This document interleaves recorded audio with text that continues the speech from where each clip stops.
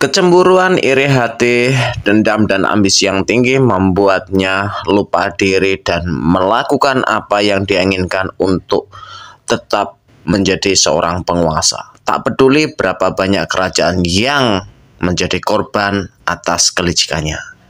Siapakah sosok Sengkuni di balik runtuhnya kerajaan Demak ini? Yuk, kita akan bahas, tapi sebelumnya jangan lupa untuk subscribe, like, komen, dan share, dan juga nyalakan notifikasinya biar kalian tidak ketinggalan ketika ada video terbaru dari Sejarah dan Misteri.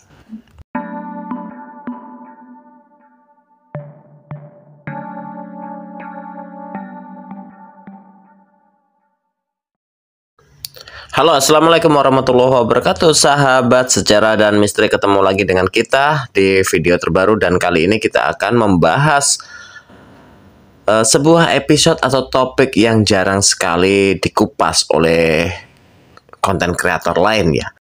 Apa itu? Kita akan membahas siapa sih Sengkuni dalam kerajaan Demak yang mengakibatkan keruntuhan Demak dan Pajang sekaligus. Dan kita akan mengupas sedikit demi sedikit sosok ini, teman-teman.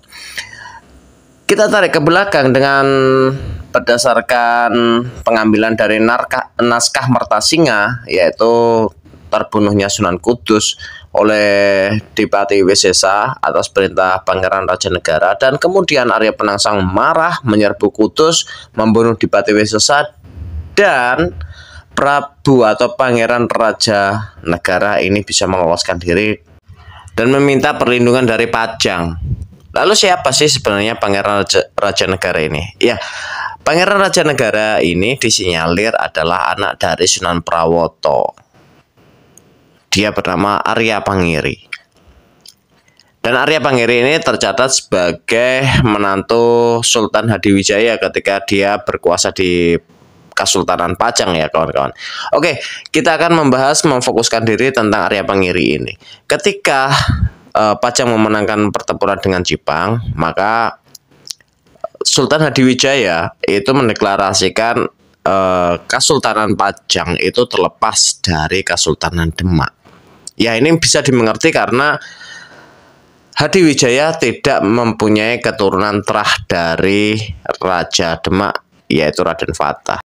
Karena memang tidak mempunyai hak atas Demak, makanya dari itu Hadiwijaya membentuk kesultanan sendiri, yaitu Kesultanan Pajang. Ya, Kesultanan Pajang ini pun mengganti dominasi dari Kesultanan Demak.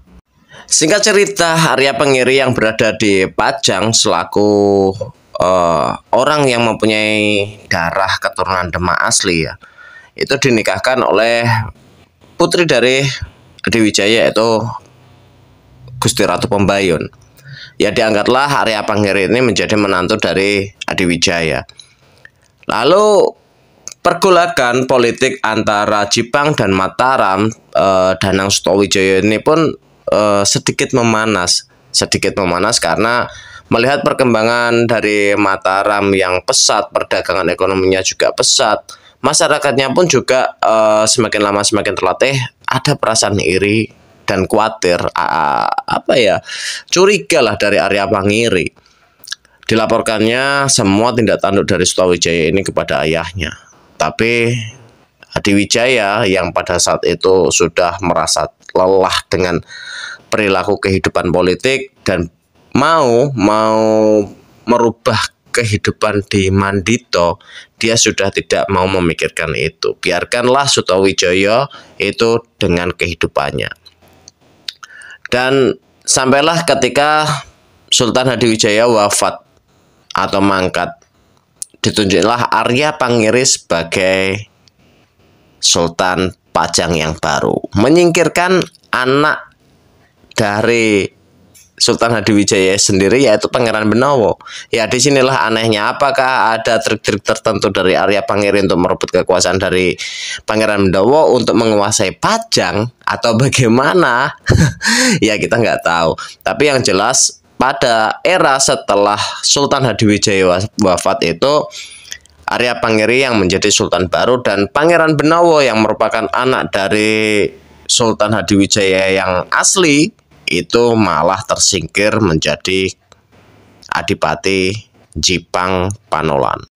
Tampaknya memang Pajang dan Hadiwijaya ini tidak mampu menolak takdir yang berulang, yaitu mantu jadi ratu. Ya, seperti itulah kisah Arya Pangerie. Dia juga menantunya Hadiwijaya akhirnya menjadi penerus raja di Pajang. Ya, kalau kita flashback pun Hadiwijaya pun sama, dia hanya menantu dari Sultan Trenggono, akhirnya dia juga menjadi raja. Kan seperti itu. Terus menguasai Pajang membuat Arya Pangerie itu semakin brutal. Orang-orang kepercayaan Hadiwijaya itu dibuangin semua, teman-teman semuanya. Ya, banyak orang-orang kepercayaan dari Sultan Hadiwijaya itu beralih untuk mengabdi kepada Pangeran Benawa di Jipang Panolan. Lalu orang-orang untuk mengisi posisi-posisi strategis di kerajaan Pajang, Arya Pangerie pun menarik orang-orang dari Demak. Dan kebrutalan Arya Pangerie itu tidak hanya sampai di situ. Ada beberapa cerita dari Tutul Tinular ini, teman-teman. Ya, Arya Pangerie saking dendamnya dengan Jipang era Arya Penangsang, maka melalui tangannya lah mereka menggempur semua kedaton-kedaton yang ada di tanah Jipang. Maka dari itu, ketika Pangeran Benawa itu menjadi Adipati Jipang, dia tidak beribu kota di Jipang, melainkan beribu kota di Panolan, dan ini bergeser hampir 5-7 km dari pusat Kadipaten Jipang itu sendiri. Dan di era Arya Pangerie inilah disinyalir cerita-cerita minor tentang Sunan Kudus dan Arya Penangsang ini disebarkan. Ya, hoak ditebarkan kemana-mana untuk menurunkan marwah, kewibawaan, keagungan dari Sunan Kudus dan juga Arya Penangsang. Dendam yang begitu kesumat di dalam dada Arya Pangerie ini membuatnya gelap mata dan tidak mampu berpikir jernih. Mengendalikan Pajang dengan kesultanan yang besar menguasai Jawa Tengah dan Jawa Timur, Arya Pangerie hanya disibukkan untuk menata balas dendam, kawan-kawan semuanya. Dan ini pun ditangkap oleh Danang Sutawijaya dan Pangeran Benawa.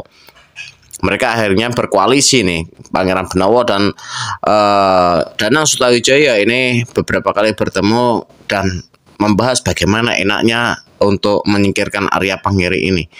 Nah, tiba saatnya mereka berkoalisi, mereka bersatu antara Pangeran Benawa dan Danang Sutawijaya menggempur Pajang yang dipimpin oleh Arya Pangerie. Dan Arya Pangerie pun luluh lantak, hancur lebur. Pajang diserbu habis-habisan oleh Kadipaten Jipang Panolan maupun Mataram, sehingga membuat Arya Pangerie menyerah kalah. Atas permintaan Ratu Ayu Pambayun, istri Arya Pangerie, nyawa Arya Pangerie ini bisa diselamatkan. Lalu oleh Pangeran Benawa dan Danang Sutawijaya, Arya Pangerie ini diusir untuk kembali ke Demak. Sesampainya di Demak, bukannya introspeksi dan bukannya untuk kontemplasi menyadarkan diri, ternyata dendamnya semakin menjadi-jadi. Lalu dia pergilah merantau ke negeri bibinya di ujung paling kulon, yaitu Kesultanan Banten. Ya, di sana dia menemui bibinya, yaitu Ratu Ayu Kirana yang menjadi permaisuri dari Sultan Banten. Nah, disinilah permasalahan berikutnya terjadi. Apa itu, teman-teman? Ya, kita akan bersambung di episode berikutnya. Bagaimana sepak terjang Arya Pangerie meluluh lantakkan dengan gaya bahasanya yang mirip-mirip Sengkuni di kisah Mahabharata. Lalu siapakah korbannya? Kerajaan mana lagi yang menjadi korban hasutan dari Arya Pangerie ini? Tetap di channel Sejarah dan Misteri, nyalakan lonceng notifikasinya, subscribe, like, komen, dan share kalau kalian berminat. Itu yang bisa kita sampaikan di video kali ini. Tunggu episode berikutnya. See you next time, and wassalamualaikum warahmatullahi wabarakatuh.